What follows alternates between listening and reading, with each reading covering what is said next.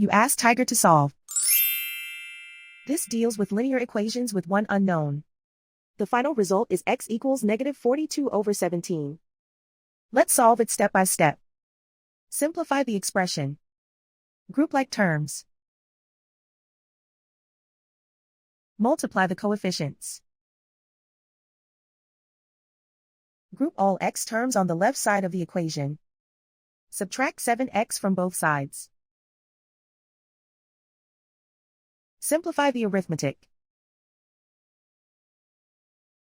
Group like terms. Simplify the arithmetic. Isolate the x. Divide both sides by 17. Simplify the fraction.